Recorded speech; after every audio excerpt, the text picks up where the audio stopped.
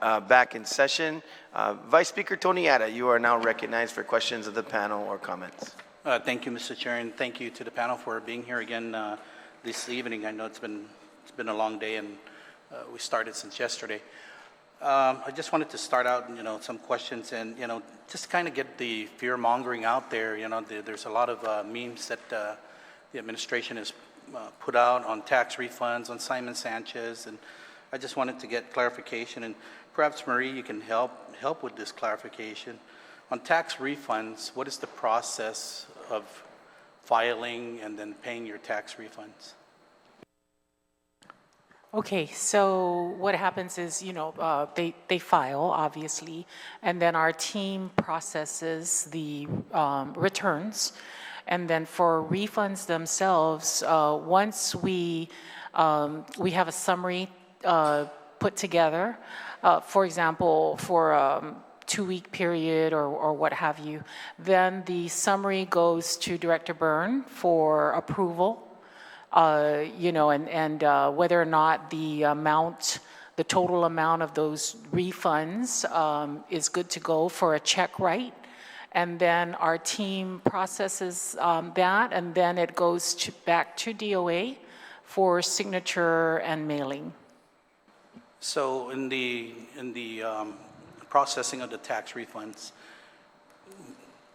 on statuses, and I think they call it status A, that there's no issues, everything is cleared and they're ready for payment, is that correct? Correct. So it's run through a system. Once in a while, despite the A status, there may be, something may be held up, but that's, then it is taken a look at by the staff, and then we proceed from there. Okay, and then the payment of tax refunds, because Guam was taken to court on the payment of tax refunds. Now that is court ordered, am I correct? Correct. So there's an injunction. So Guam has no choice but to pay these tax refunds. Correct. Am I correct? Okay. Yeah. So, and that's what I just want to make clear, when they say that tax refunds are, will not be paid or things like that. We just want to make sure that the public understands that, yes, your tax refunds, regardless, will be paid. Am I correct? Correct, yes. Okay. Yeah, but, and we just, as I mentioned, part of that process is an approval by Director Byrne. It's just that there's enough money to be able to run that. And I have to say, sir, that in paying the refunds, while there is an injunction, in paying the refunds earlier than expected, we actually get to enjoy some, savings as far as interest is concerned. Yeah, definitely, because, I know how it was in the past where tax refunds were delayed and, we had to pay out interest on those that had to wait for their tax refunds. Yeah, I recall that. Yeah. And so the payout for tax refunds becomes, what does the court injunction say? How? It's within 6 months. Within 6 months, yes. correct. And the administration has been paying out the tax refunds, correct? Correct, yeah. Yes. So Director Byrne had also mentioned that the amount that was stated by my colleague, Senator San Agustin, that he felt comfortable that would be enough to pay the tax refunds, correct? Yes, yeah. Okay. We just, as mentioned throughout the hearing, right, we just want to make sure that there is enough of an allocation to be able to cover that. And I think that's the intent of both the administration and this legislative body, is that we get our tax refunds paid out. It's just like vendor payments, correct? I mean, we want to ensure that all vendors are paid properly and on time. I mean, because that's what keeps our economy going, is that when vendors get paid, they pay their employees go out and spend their money. It's just like tax refunds. Yeah. You can go out and enjoy that, what you get back from paying your taxes. And then, let me see here.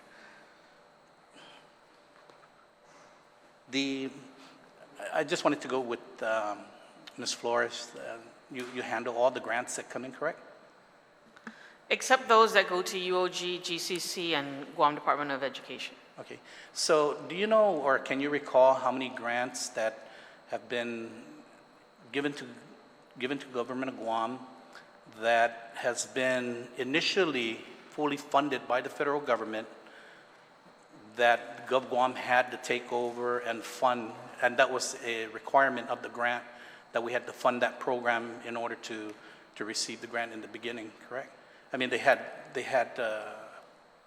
where you initially get the grant and on condition that that full amount that is given to you, that you continue this program. Do you know how many grants like that currently are within our government, and what impact did that do onto the budget by taking over those programs? Not right in front of me right now, but what you're talking about is normally if we had a grant for a startup of a program. Right. And that we would, the grant conditions would be for a time period certain, and that there would be clearly laid out in the grant conditions that you're going to transition this over to local funding. That would have been laid out at the time the grant was made. So you don't know how many? I don't know how many, not as I sit here right now. But we have quite a few, don't we? There would be quite a few, yes. Yeah.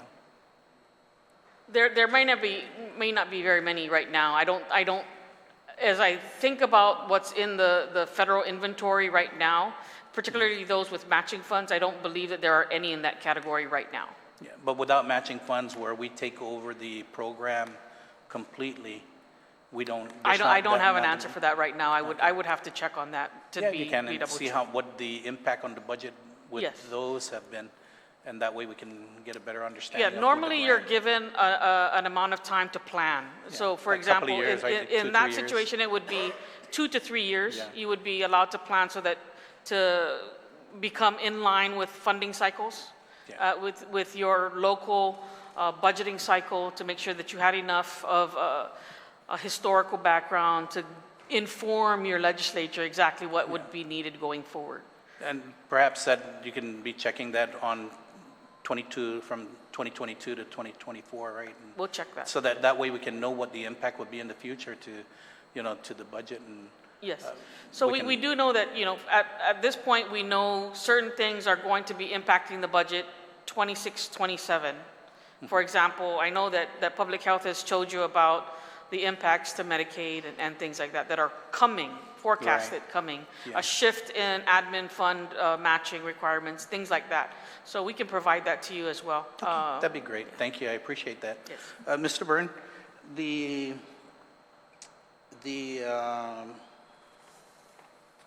2023 audited fund balance that you mentioned was 15 million. Is that correct? The unassigned fund balance is 29 million. Or 29? I'm sorry. Thank you. And what account is this in? It's a fund balance. Yeah. But is it in a restricted account, a No, particular account, or? There are three elements to the fund Yeah, balance. okay. There's a restricted fund Right. balance, which contains the restricted funds like our indentured Mm-hmm. bond funds. There's committed fund balance, and there's a fund balance that's unassigned, which means there's no specific appropriation against it. So where is this funding at? It's on the which- balance sheet. Do you know, do we have any active accounts with cash that this legislative body is unaware of? You got special fund accounts, and then you got accounts that were set up for particular agencies and departments. Are there any accounts in Guam that have cash in it that this body is unaware of?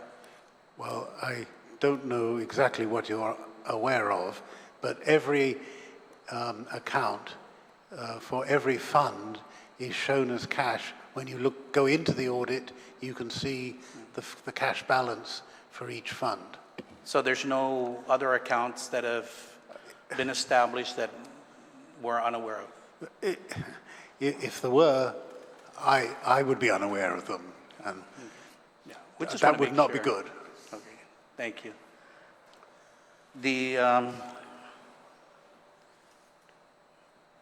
I think that's about the only questions I had. A lot of it have been asked and answered by a lot of my colleagues here. And I think just the differences between OFB and BVMR and on the rainy day fund, and I just wanted to get Mr. Chair the perspective from Gita on what her take was on the rainy day account, whether it was from 22, 23, 24, or 23, 24, 25. And perhaps when she comes in tomorrow, then I'd be able to ask that question to her.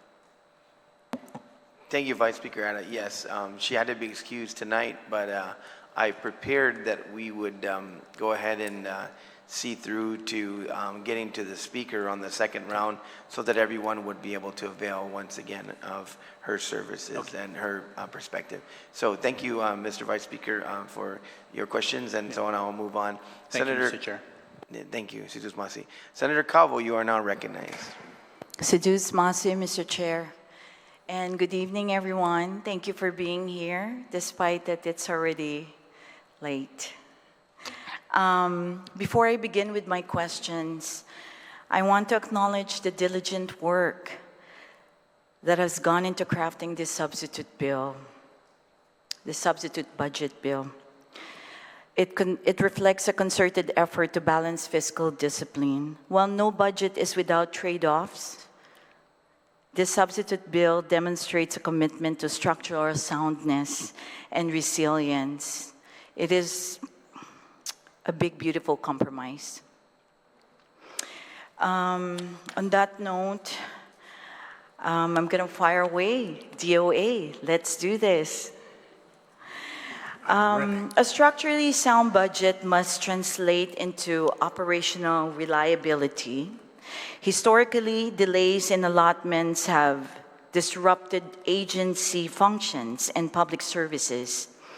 As we consider the FY2026 framework, it's important to ensure that projected revenue inflows are not only sufficient on paper, but timed appropriately to meet quarterly obligations. So based on DOA's historical disbursement schedules, can you please confirm whether the projected revenue inflows for fiscal year 2026 are sufficient to meet quarterly expenditure obligations without triggering allotment delays or cash shortfalls? Senator, thank you. Cash flows do not occur evenly. They occur irregularly, and we have good months and bad months. And incidentally, that's a good reason for making sure that you have a good balance in your bank account before you start to be able to withstand the highs and the lows. Since 6 years ago, when we've had a balanced budget, we have always made allotment payments on time, because I know that constituent units need to understand their cash flow too, and were there delays, that would certainly disrupt their operations. So we make every effort to get those cash flows out there on time, and I think our record over the last few years has been very good, and we've been able to tell our constituent units that unless they have an unreasonable request, which does happen from time to time, we'll meet their cash flow requests. But sir, in the event that shortfalls are anticipated, what mitigation strategies, such as temporary borrowing or expenditure deferrals, are being considered to maintain operational continuity? Well, basically, Senator, we hope we never have to do that. Never? Never. We never have to do that. That's good to know. We manage cash flows as professionally as we can. And as Mr. Guerrero said in his own way earlier, we've had higher cash flows than budgeted. So that's made that task certainly much easier. Thank you. Let's go ahead and talk about prior year obligations. Carryover liabilities such as vendor payables and tax refunds can quietly erode the fiscal space of a new budget cycle. Ensuring that these obligations are fully accounted for is essential to maintaining trust with vendors, taxpayers, and obviously the public. How much in prior year vendor payables or tax refunds remain outstanding? And does this budget adequately account for their liquidation? Well, there's two questions there. Let me deal with the first one first. the prior year obligations. Generally, these appear from an agency, and we haven't been previously notified that this obligation has to be recorded. You know, when we close off a fiscal year, we try, and indeed that would be normal accounting practice, to include and accrue all the costs that relate to that fiscal year. However, we have found that some agencies, for whatever reason, and the biggest reason I would have to say is a turnover of personnel within that agency. We have had some prior year obligations that we've had to pay. I believe the problem is getting less because we have been lecturing, frankly, these departments and agencies that this is not the way to conduct business, because as you rightly point out, it disrupts cash flows and budgets. In the last two budgets, maybe more, there's been a requirement for any prior year obligation payment to be reported to the Speaker. And whenever I come across one that hasn't been reported, I make the agency follow the law. Having said that, many of them are really small amounts and really don't disrupt too much. But each of them, when it's reported to the Speaker, has to confirm that it will not disrupt current operations. And we certainly make sure we do that too. Sir, when you say small amounts, could you give us a figure? Many of them are around less than 1,000. Less than 1,000. Now, are any of these obligations at risk of aging into legal or reputational liabilities? And what is the timeline for full reconciliation? Well, as I said, you know, these are things that I don't know about. Otherwise, I would have booked them and dealt with them. So they tend to come as a surprise to DOA. But over the last 2 years, we've discerned patterns, and we know what a departmental expenditure should be, and sometimes we have to inquire, well, you know, what happened to your water bill? Why haven't you know, and we hear from GWA if a water bill hasn't been paid. So we have various ways of trying to make sure that we include everything. Thank you. Thank you for your answer. I'm going to save the rainy day fund question for later. I'm going to go ahead and thank you, sir. Thank you for your answers.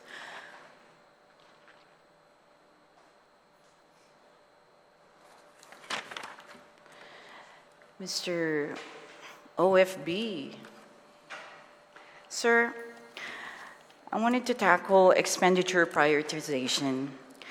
The allocation of 35% of the general fund resources to public health reflects a strong policy commitment. However, we must ensure that this prioritization is driven by actual programmatic need and measurable outcomes, not just historical precedent or political pressure. Can you please elaborate on how this prioritization was determined and whether it reflects actual programmatic need? Senator, if you're talking about department operational needs, the only information I have basically is what is submitted in the budget. And we take that verbatim, that whatever amount they're asking in the budget is something that we can work with, and it's something that is legitimate, and it's something that they need. So I am not going to second guess basically what they're submitting in the budget. I think that's more of an operational side from the executive side to handle that. But in terms of appropriating to meet those needs, I will definitely say that we do take into consideration everything that is submitted, and we try to fund as much as we can within the allocation that we have for every department. So basically, there's not really any performance metrics that or outcome-based budgeting tools used to validate this allocation. Senator, I don't have the capability, nor do I have the staff to do that type of analysis when it comes down to the departments. That's more of an executive branch function to see whether or not they're meeting their goals and objectives based on the appropriations and funding they receive. Thank you. Let's talk about debt service sustainability. With over 92 million allocated to debt service, sir, Guam's fiscal capacity is increasingly shaped by long-term obligations. While honoring debt commitments is non-negotiable, we must assess whether our current debt load remains sustainable and whether future borrowing will be constrained. So with over 92 million allocated to debt service, does OFB consider Guam's current debt load sustainable under this budget framework? Senator, the debt service that's reflected in every annual budget is basically predicated on an abstract and a report that is done by GITA. That abstract, I assume, is also used by Bureau of Budget when they prepare the executive budget and incorporate those debt services for all the bonds that are due for that fiscal year as part of the general fund requirement to pay these debt service on an annual basis through the annual budgets. Okay. So are there any refinancing opportunities or debt restructuring plans under consideration to reduce long-term interest burdens? Sorry, I know I was asking OFB, but you guys can answer it too. Do we have any refinancing opportunities or restructuring plans? Can I go back to your first question and then I'll answer that second question? When we talk to investors, bond rating agencies, what we convey to them is represented here in Bill 44, that the revenues of the government of Guam are established, and the first two things that are taken off the top is a provision for tax refunds and then debt service. After that, our obligations to our people and to our bondholders, only then do we have money left for the operations of the government of Guam. That resonates extremely well with people who have put money to support the various bond issuance that we have. So it resonates extremely well. They appreciate the fact that the first dollars go to our people, then our bondholders, and then only then do we fund operations of the government of Guam. So to your second question, we are looking all the time for refunding opportunities. Anything that has benefit to us that you guys have authorized, because we can't do anything without your authorization. And we normally, don't come to you unless there's something that makes economic sense to refund. And we've done some refunding recently. We've approached the body, got their concurrence, and you'll see in the debt service that we have here that some of the older obligations that we have were refinanced because we had the opportunity to get a better rate and therefore benefit the people of Guam by having more money for operations and less money for debt service. So we're looking at something that was authorized previously for the business privilege tax. We're looking to close that issue later this month. It's not closed yet, as I mentioned earlier. And anything that we have in line with the chairman's statements about addressing things outside of the budget, if need be. For example, he made some statements about Simon Sanchez. If there's a need to do it, he'll do it separately. Whatever it is that we're doing with the BPT bonds is not, quote unquote, ripe for this discussion. We haven't closed the issue. As a matter of fact, I think there was some information shared to a couple members of the body that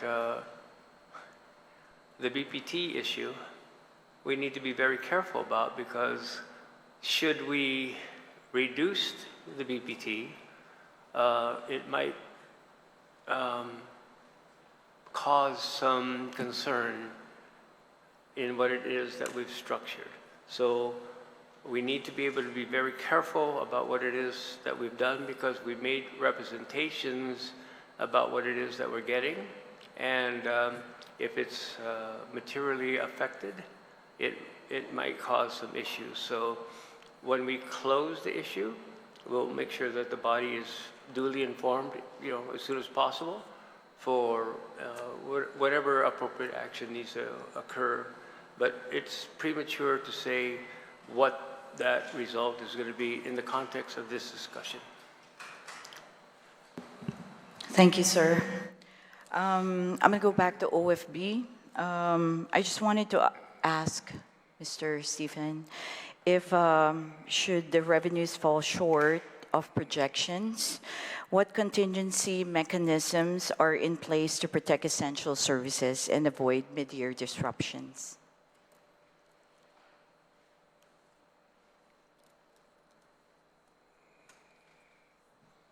I could help answer that too.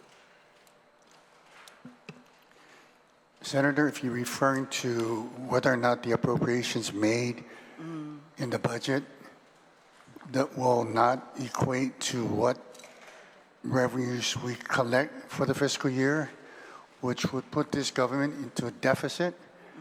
Of course, we all don't want that to happen. So we try our best to mitigate that in the forefront by projecting these revenues that we feel that are reasonable, obtainable, and based on good information and data that we can put our stamp of approval and say, this is how much revenue we are going to generate in the next 12 months. And that is what budgeting and projecting revenues is all about. It's putting in your best guesstimate using the most available, best data available to make the most sound decisions and come up with an amount that we feel that we can reasonably collect. And like I said, we've enjoyed revenue collection above our projection for the last 4 or 5 years, and we hope to continue that. But again, moving forward, with everything that's happening, all these taxes that are going to come down on us within the current year and next year, and some of the unforeseen things that we can't really tell at this point. I believe that at least what we're estimating for FY2026 is something, again, like I said, is reasonable and attainable. And I don't foresee us going into a deficit. And if that happens, then of course we're going to have to really tighten the belt and go back to the drawing board and start all over again and reevaluate basically what it costs to run this government and make severe cuts to come in line to get back into that positive status rather than a deficit one. But it's going to take a lot of challenges to do that. I just hope that doesn't happen. I hope so too, sir. And pretty much I don't have questions, and I'd like to... Senator Cabo? Yes, sir. So BBMR has asked to go ahead and offer some comments as well, if you don't mind. Sorry? BBMR would like to offer some comments as well. Sure. Thank you, Senator Cabo. So in statute, we have a provision that requires if our revenue tracking at the end of a quarter is 3% or greater below the revenue tracking, it automatically triggers what's called a fiscal realignment plan. So in statute, we already have a provision to take into account revenues that aren't making, the projected level at a quarter, not just 1 month or 2 months, but it has to be in a quarter. That's what happened in 2018, where we actually had to do a fiscal realignment plan. So there are already in statute mechanisms to be able to take a look at where we are. If we hit that 3% negative in a quarter, then we automatically have to submit to the legislature a fiscal realignment plan. So some of the measures that are already in statute assist in being able to already trigger actions by the executive branch. Then it comes down to the legislature for a review, concurrence, and action. So we have those fail-safes in place. Thank you, and I appreciate the responses from our fiscal panelists. Thank you so much. I know it's late, and thank you, Mr. Chair. Appreciate it. Excuse me, Senator Calvo. Senator Tadegui, you are recognized at this time.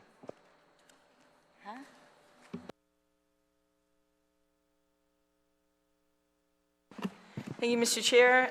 Good evening, everyone, and again, thank you for being here tonight, this late hour. First, I wanted to start off with OFB regarding the general fund difference and the tax refund difference, leaving available a difference. This is 2025, by the way, compared to the substitute 44. There's available of $17,358,237 additional funding compared to FY25. Is that correct? Can you repeat that again, Senator? Okay, don't stop the clock. Okay. So the general revenue difference between FY25 and the substitute budget 44, okay, in general revenue difference, it's $1,427,514. In the tax refund section, it's a negative. Okay, I'm sorry, it's a negative. And in the tax refund, it's a negative of $18,785,751, and this is based on FY25. Now, the available funds available for spending is actually a plus. It's $17,358,238 more than FY25. How did we come to that? If we're going status quo, trying to keep the numbers the same, how did we get more of the 17? I mean, more money for appropriations.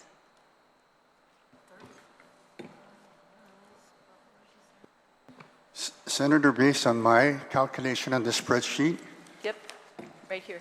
yeah, the difference between the public law 3735, which is the current budget year, and what we are proposing in the bill, which is the OFB, the difference is 35.9 million. Okay, I'm looking at the spreadsheet that you're showing me. Right, and it says total general fund revenue available for operations, and the variance is an additional 17 million compared to 25. 17,358,237, right? If you're looking at the top, yes, I was looking at the bottom number. But if you're looking at the top, the reason why the variance is because you're taking the public law less the provision for tax refund of 44 for the current budget year, which is 950 million. Then you go to the OAP side, which is you're starting with general fund of 993, you minus the 25 million for the provision for tax refund, which comes up to 968. Okay, so the variance between that is the 17 million. Right, and so what we're doing is we are cutting on tax refunds in order to have that additional 17 million, correct? We are reducing the provisions for tax refunds, yes. Well, cutting is more like it. On the rev and tax side, not rev and tax, but with DOA, Mr. Burns, thank you so much for about what's the difference between a fund balance and an audit. So I didn't realize there was a difference. I thought we go on what's called the CRER report and find out what the excess revenue is. So can you tell me in the CRER report for September, ending the fiscal year of FY23, what was the balance Sorry, what was the balance of what? of the CRER report ending FY23, September 30th ending that fiscal year? What was the balance as far as how much excess revenue was there? I don't have that in front of me. Okay, I have it here. Okay. And if you want to verify it, it's a negative 308,593. That's at the end of the fiscal year of 2023. Okay, asking you earlier, with regards to that, how is there some excess revenue that you spoke about when you talk about fund balance and audit? And you explain that in FY23, we were a negative based on the CRER report. The reason why there might be some money from FY23 is because the LEAP, the GPA credit, the DP Public Health, DOE, all those funding that we funded with excess revenue, on top of the Guam Educational Fund and Highway that we had to subsidize in special funds, some of these were not paid in FY23. Yeah, there's a different, the CRER is prepared on a budgetary basis, and the expenditures and appropriations in there include encumbrances. They are not included in the fund balance. So any unspent amount or unencumbered amounts will result in a difference between the CRER and the audited number. So some of these public laws you did not pay it in the FY23. So some of it was paid in FY24, correct? Yes. Okay, so that means we really don't know how much money we have until we had an FY24 audit, correct? Well, we do, because it's not necessarily confirmed by the auditors, but we prepare a quarterly statement, which I think I explained the legislature gets, and that shows you the accounting basis report as best we know it, and we have to do it like 30 days after the end of the year, as best we know it at that time. But again, you won't know the true amount until we have the audit for FY24 to know really how much is in this fund balance. We won't know it down to the dollar, no. Right. So, and again, some of these public laws in 2023 was not paid for in 2023. They were paid for in 2024, so whatever money that was in this fund balance, you'll be using that fund balance to pay off these prior obligations, correct? Which is prior laws. Yeah, they're not really prior obligations. Prior appropriations. They're prior appropriations, Yes. exactly, yes. Correct? Yes. So we really don't know until we get that audit. And when is the audit due? Well, For 24?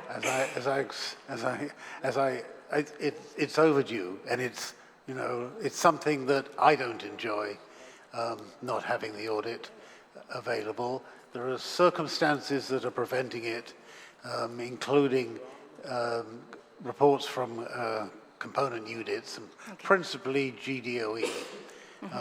And also, I rely upon the resources that we have and that the auditors have. So with that in mind, right, I have asked my staff to report on the numbers that we have now that we've got all the accruals in, we've got the adjusting entries in. I've asked my staff to produce a report of what we're going to report as what we think the fund balance is. And could you please have your staff also put together the prior appropriations from other public laws that have not been spent, money that has not been appropriated to these bills? Well, they will be in the committed part. Okay. Yeah, perfect. Then my next question would be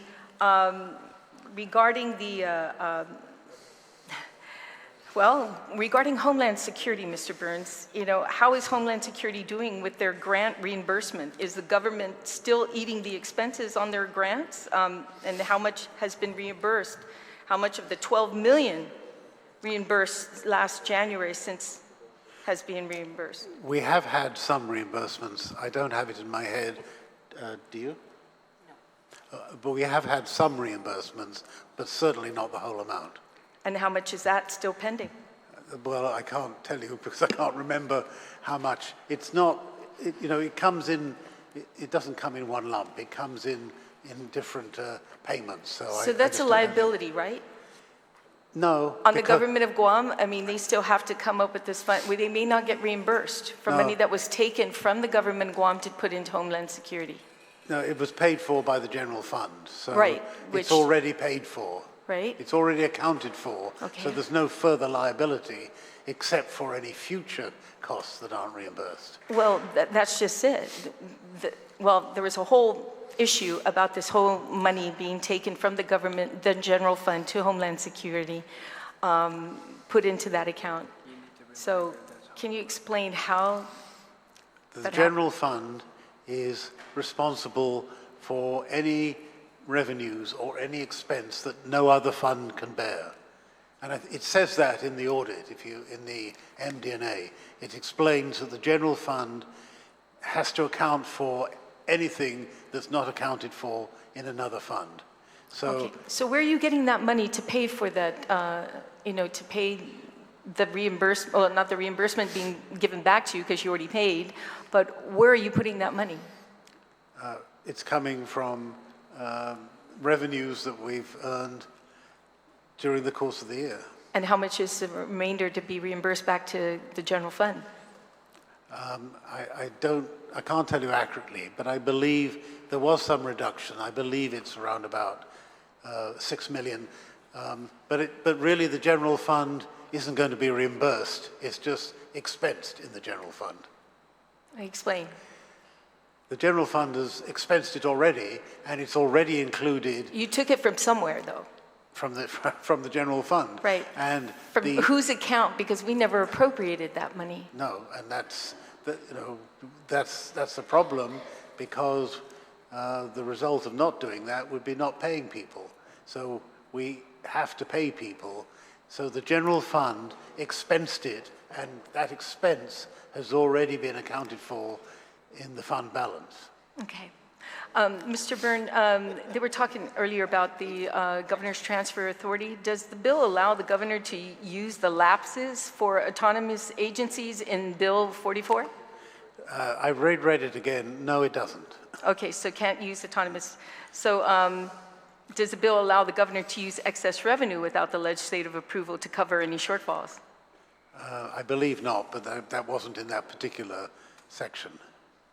Okay, and then GMH is almost, well, Geeta's not here, but, and she'll explain tomorrow that I think, Lester, you said earlier that this savings of $8 million for the 2015 D bond is cash, but from what I gather, it's not cash. It's just to be applied for the next payment, but it's not cash in hand, so it's not something that we can.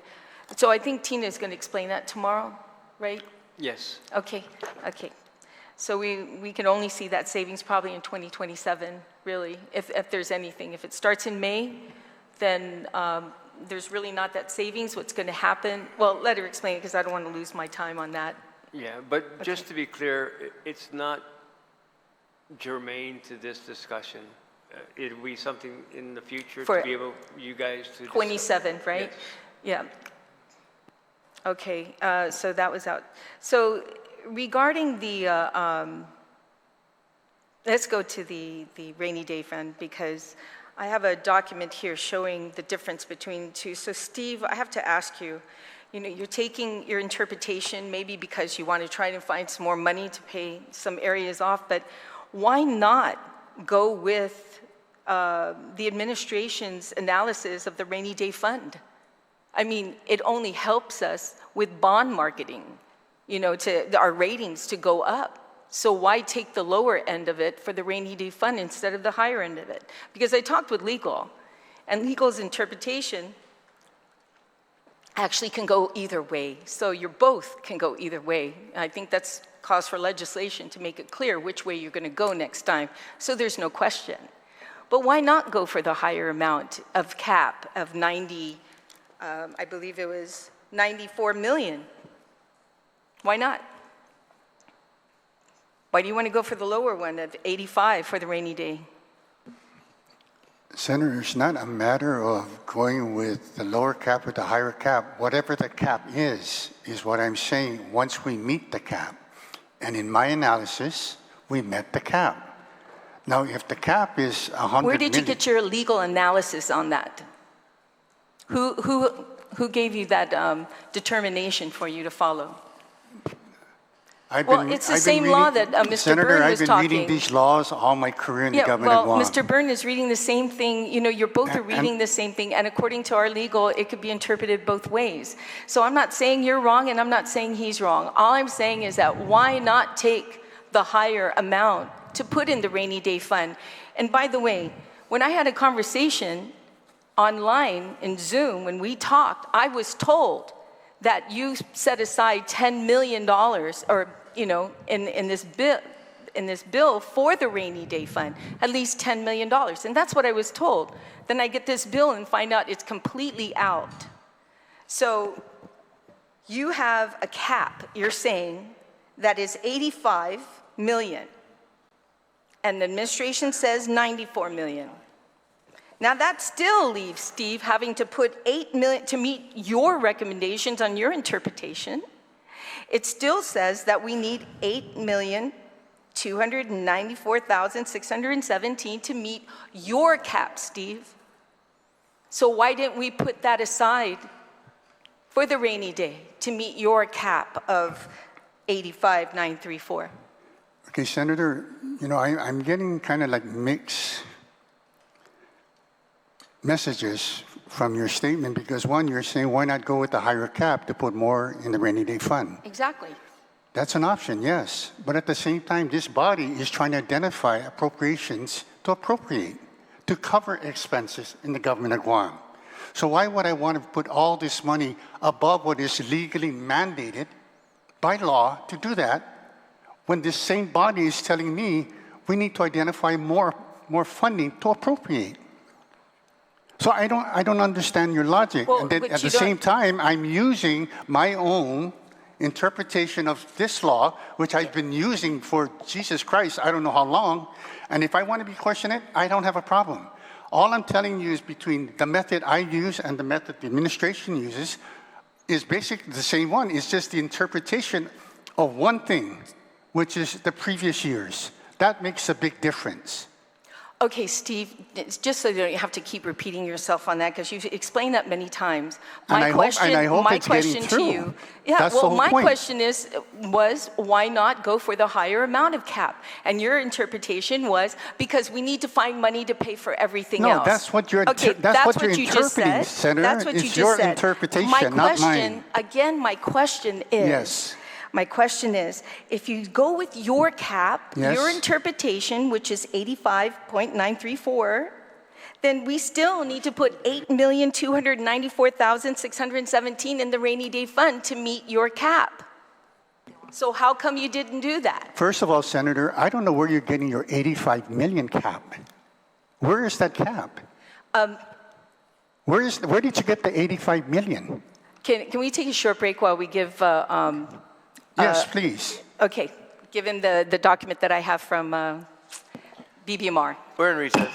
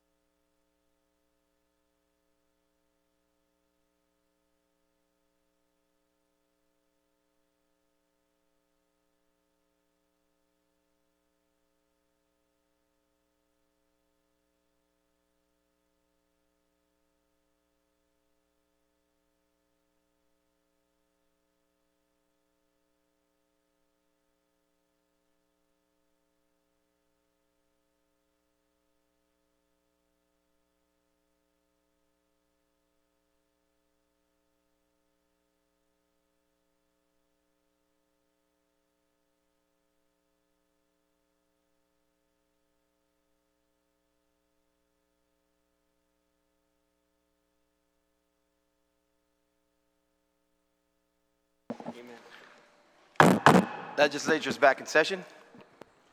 Senator Tadigui, you have the floor. Thank you, Mr. Chair. I was able to discuss with legal, and it seems that there are two interpretations, well, two different sections of the rainy day fund in the law. It talks about a deficit, and it talks about the percentage versus a 10% versus a 2%. So there is confusion in there. However, I do want to ask DOA, how much money was put in the rainy day fund in '22, FY22, and FY23 and '24? I don't have that number with me. I'll get it to you. Okay, I'll need that tomorrow, because then we're going to determine the true cap for it. But once again, my concern is about making sure that we have some money in there that would also give us the ability to, have the better rating with our bond market. And if we don't do that and continue to put funding in there, even regardless if there's not a cap, we've got a lot of issues coming up that's in front of us. I mean, it's through this whole day explained all those issues. I have other questions, but I'll save it for the second round. Thank you, Mr. Chair. Thank you, Senator Tadigui. And we are doing an extensive review for the body on reconciliation. Actually, we're going back quite a few years. So we're going to have some very good information for the body. Mr. Speaker, I'm going to give you an opening and to continue until you're done on round 2, if that's okay with you, and then we'll recess for the night. I'll defer to you if that's okay with you. That's fine. That's fine. Thank you. Thank you, Mr. Speaker. Thank you very much, sir. There's been a whole lot of discussion with regards to the BPT and where it's at right now. Mr. Carlson and Mr. Byrne, can you give us a little history as to how the BPT went from 4% to 5% and why? Yes, sir. The 2017 Trump Tax Cuts and Jobs Act had an adverse effect on corporate tax collections. So we had already passed a budget in October of 2017, and that didn't take into account the adverse effects, particularly on corporate tax and the cut to corporate tax. So when we started in 2018, we had the second quarterly CRER, which already you could see that the numbers were below. They were negative collections. They weren't in the positive range. And it was just, the writing was on the wall that we were going to have to do a fiscal realignment plan, because by statute, our general fund revenues would be tracking less than 3% for a quarter. So we basically had to revise the budget for the government of Guam for the rest of the fiscal year. And we cut $30 million in government of Guam expenses. And we raised the BPT from 4% to 5% to get another $30 million in revenue to cumulatively address a $60 million shortfall caused by the Tax Cuts and Jobs Act of 2017.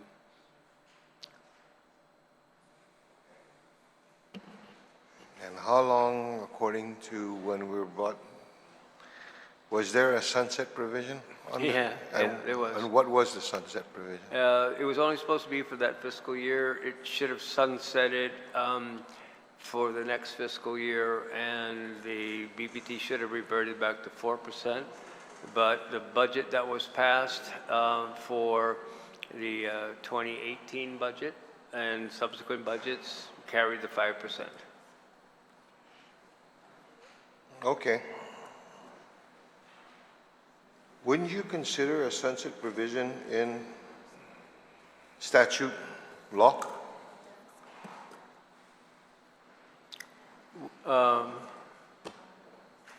It's in the law, right? Pardon me? It's in the law. The law created the increase in the BPT, didn't it? Yes. So in the law, there was a sunset provision. Right. And the sunset provision stated that it was supposed to sunset by this time. Correct. So we've been violating the law since then? Yes. Yes, thank you. Okay. What have been the budget's numbers from fiscal year 2019 to present? Do you have that? Not really, sir, but overall, we were in a deficit during that time. We continue to be in a deficit for the next 2 or 3 fiscal years until cumulatively through, joint budget that were passed here, we were able to get out of the deficit as a, cumulative effort. And we've taken what was a 2% for deficit reduction and converted that into a 2% for rainy day fund. So, On average, what were the increases in your budgets year to year? Ballpark figure. we weren't at $1 billion necessarily, cumulatively, until recently. Okay. Yeah, so maybe high 800,000, 800 million, to the 900 million. And then as our economy with the military and prior to the pandemic, right, tourism, we had all of these economic infusions from all of our 3 primary drivers that collectively drove our revenues well above, the $1 billion mark. And we've kind of been there since. So And- that's interesting because we drove our revenues well above the $1 million mark, Yeah. right?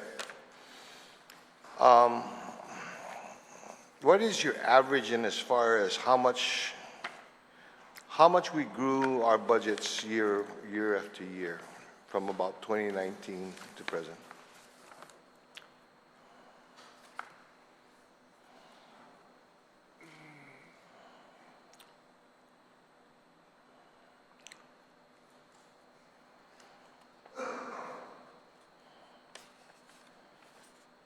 Just from the general fund side, sir, because the information that I have readily available is something that I provided at the public hearing for Bill 11. So in 2019, at the end of the fiscal year, our revenues that were the tracking versus the adoption, we were at, just for general fund, $798 million in 2019. 2020, $823 million is what the CRER reported. 2021, $836 million. 2022, $868 million. 2023, $931 million. And 2024, just the general fund alone, sir, $1,058 million. So we went from 700 and something to over $1 billion. So That's just general fund. Cumulatively, about 300 million. 200 and something, yes. So a high 798. So, almost 800 to over $1 billion. So 200, easily 200 million and change. Okay, so let's just take $200 million. Sure. Okay, and then we counted 1, 2, 3, 4, 5 years, right? So you probably increase it about $40 million a year. I'm going 19, 20, 21, 22, 23, 24. 6 years. 5 years, right? 6. 6 years? Yes, sir. Okay, so 20, that's about 330. Let me just give it 35. 35 mil, Sure. right? Yeah. In the same time period, how much have we collected in excess? Cumulative.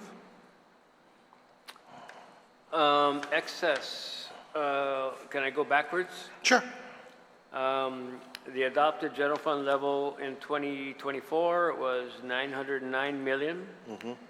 We got $1,058,000,000, or the $149 million delta. Okay. For 2022, it was adopted at 765. We got 868, or $103 million more. Okay. 2021, 774, we collected 836, or $62 million more. Okay. Yep. In 2020, it was 803 adopted, 823 was received, so about $20 million more. Okay. And in 2019, it was 775, and we collected 798, or about $22 million more. Okay, so that's 5 years. Yes, sir. Okay, so let me do 149 plus 103. So can I go backwards, and now I'll read you back to BPT collections? Just so that we can have a fair comparison? Yes, Okay. because So for- actually I was going to ask the BPT after that. Okay, so good. Here we go. 2019, the adopted level for BPT was 314. We collected 313. We were short basically $1 million. Okay, 2020, we adopted a $319 million BPT. We collected 302. We were short $17 million just in BPT. again, the first one was how much? You were short by what?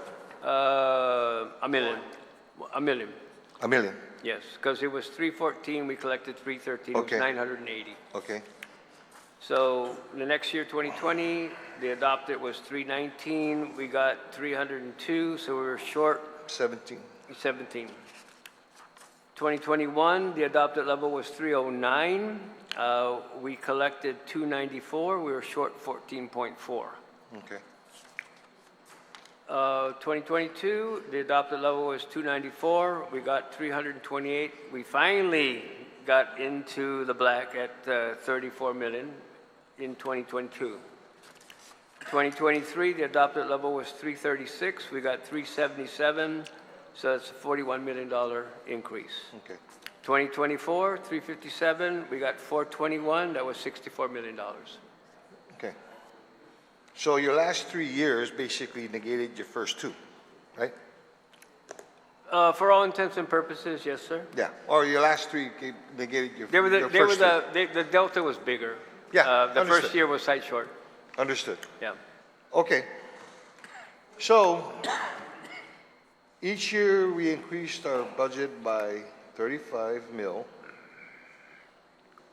Each fiscal year we averaged 71 mil in excess. And in that time frame while we were collecting, we came in the black with regards to the BPT by an average of about 45 mil. The point that I was making at the public hearing for Bill 11 was the primary driver for the excess collections wasn't the BPT, it was the withholding. Yes, yeah. Okay, so whether it's BPT withholding at the end of the day, we have the numbers are, it's really, it mixes in, doesn't it? Yeah. Okay, you know, I mean, so we're averaging probably over collecting on the average about $100 and some million a year. Only recently because you No, I'm can- taking the averages based on all the figures you gave me. so 149, 79, 103, but then 62. I mean, I don't know what the averages are, sir, but the fact that we are in the black is a cumulative reflection on the policies here, Yeah. and the fact that, you know, we also took into account expenditure control. We didn't overspend. Yeah, and the reason why I get to this is, you know, we take a look at these numbers and, you know, one of the reasons why, let's go back to why we implemented the 1%, is because we were thinking we were going to be $30 million short. But yet now we're at a point where we're $100 million over. How do we justify keeping it at 5%? If you took into account the fact that you took care of all the school repairs, road repairs, public safety. Speaking of school repairs and road If repairs. we did all that, Yeah. and we didn't have a need for these excess revenues, if that's what you want to call them, to take care of issues that we had, including the fact that we spent about $150 million for power tax credits that didn't go into infrastructure. That's right. If we could say and look each other in the mirror and say, the roads are fixed, the hospital's fixed, public safety is addressed, public education is addressed, you know, we're cherry like Auntie Mary. Yes, we We are. don't need to, Yes, we are. but we do. Yeah, but and the reason why is because we accumulated all of this stuff and we grew ourselves so big that now we need this. Is that what you're saying? No, what I'm saying is the excess revenues, the body, I don't have a problem with what the body did with the excess revenues, especially when it comes to power credit. But we wouldn't be sitting here with Simon Sanchez as a primary issue if we took that money and put it into CIPs. I understand. You know, I appreciate that you made that remark, Mr. Carlson, is because I really didn't hear any of that request from the executive branch. All this time that you said we could have used a lot of that money and we could have paid for that building, for that construction in cash. I didn't hear it. And, you know, I understand. You've got to take the orders from the front as to how you're supposed to present it. Okay? And you may get in trouble when you get back to the office when that you said that remark.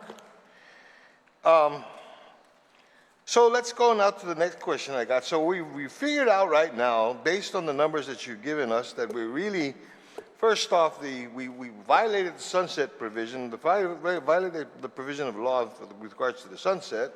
We are collecting in excess of $100 million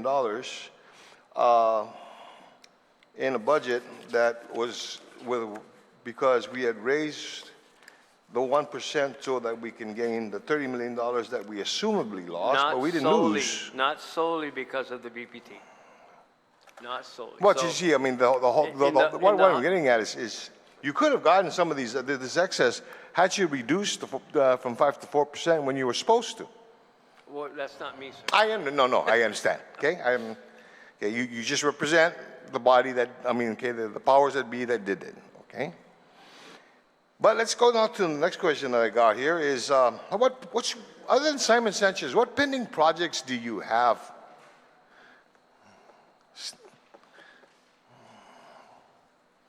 What pending projects do you have? You got Simon Sanchez. Let me help you. Okay, so from a CIP brand new ground up, right? Yeah. Simon Sanchez is the premier project. Okay, you got. But we all recognize that we have a deteriorating infrastructure in our CIPs. Okay. We have a hospital that needs dire repair. We have schools that we really have neglected in being able to keep up with the maintenance of the schools. We're going to be getting back 4 schools that we leased in like 2 years, and we're going to have to spend a massive amount of money to rehabilitate those 4 schools because during the lease term they weren't adequately taken care of.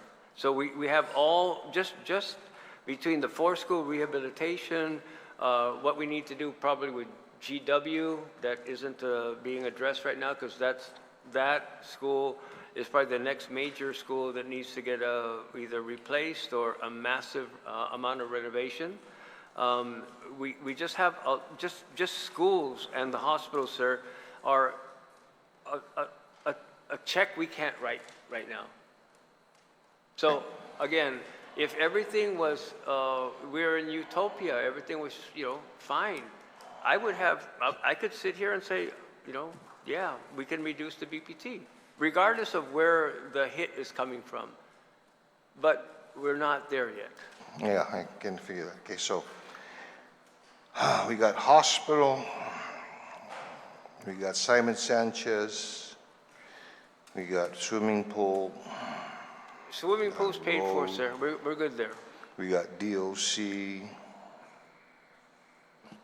What projects have you completed? Pardon me? What projects have you completed? I'm going to give you time to boast. What projects have you completed?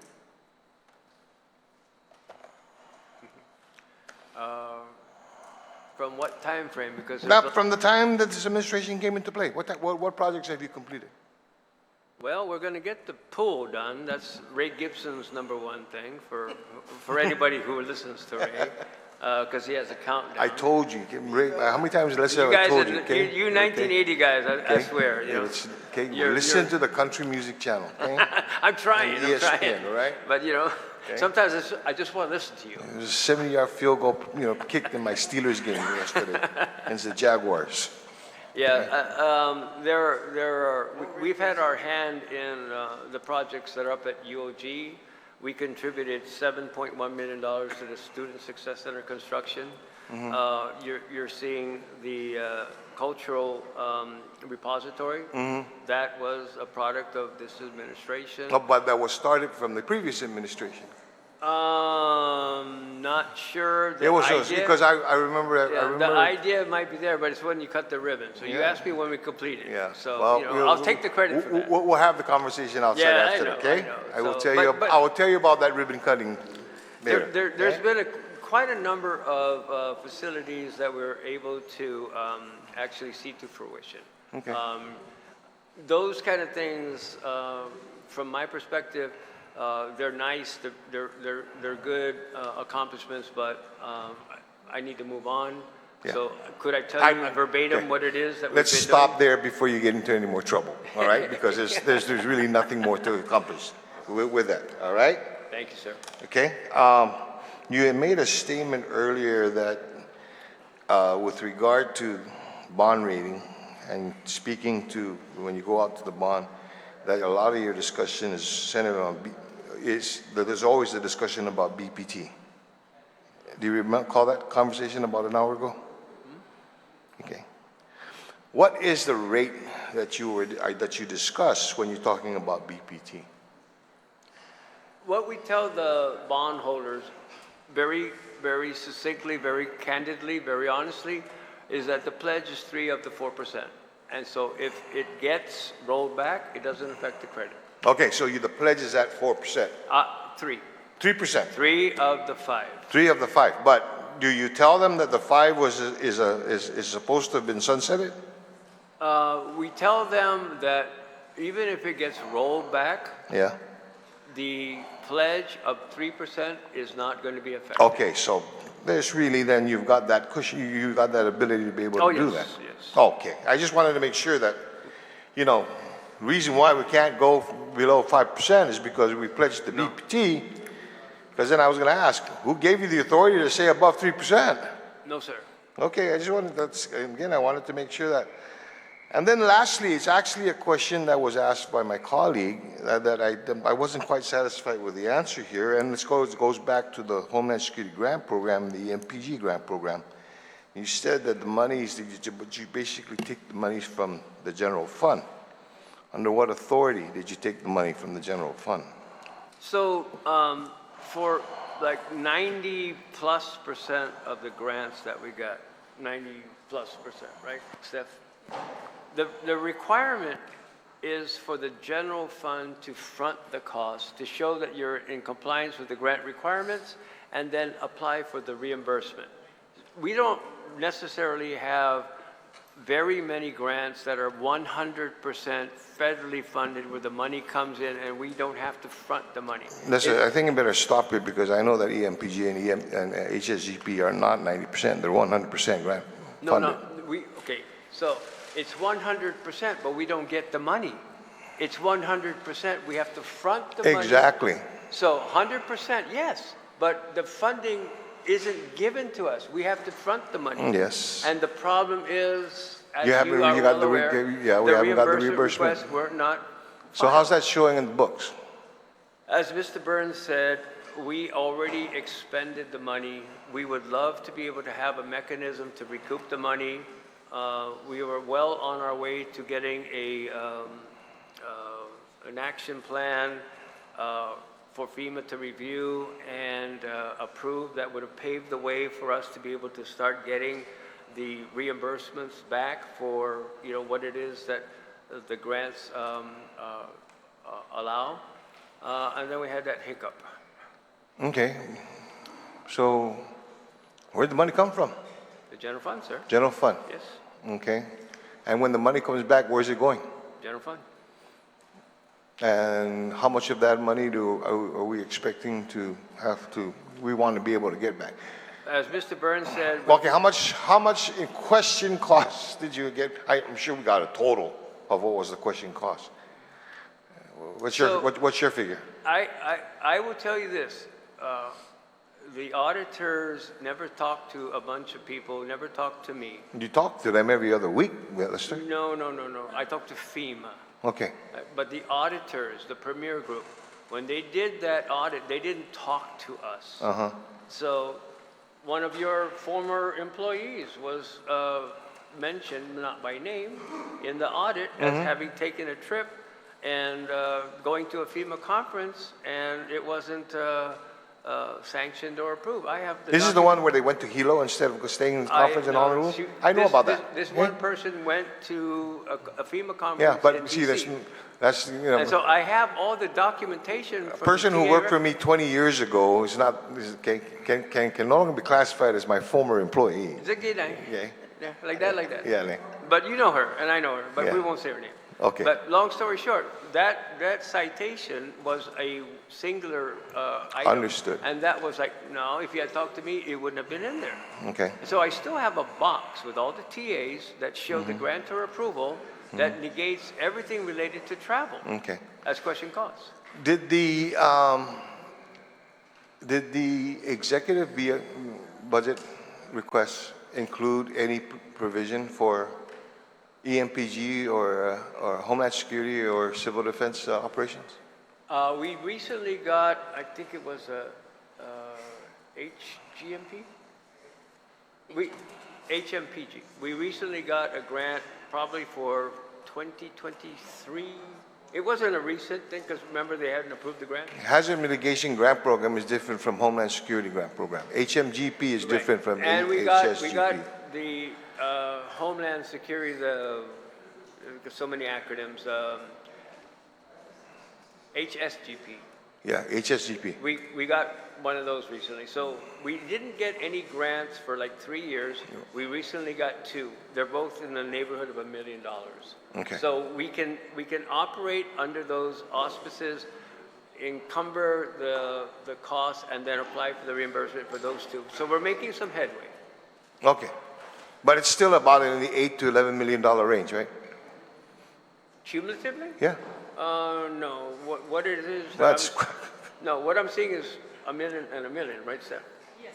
Yeah. So each one's $1 million. yeah, $1 million. But what you owe as far as question costs that you've talked about so far is $8 to $11 million. The jury's still out on whether or not those question costs are ever going to come back and bite us in the butt. They haven't bit us in the butt yet. You better check as of today what happened. Thank you very much, Mr. Chair. What happened? See, Masi, Mr. Speaker, and I think you've done a good job in leaving us in suspense about information we'll get tomorrow. Colleagues, we'll be back here tomorrow at 0830, 8:30. See you in the morning.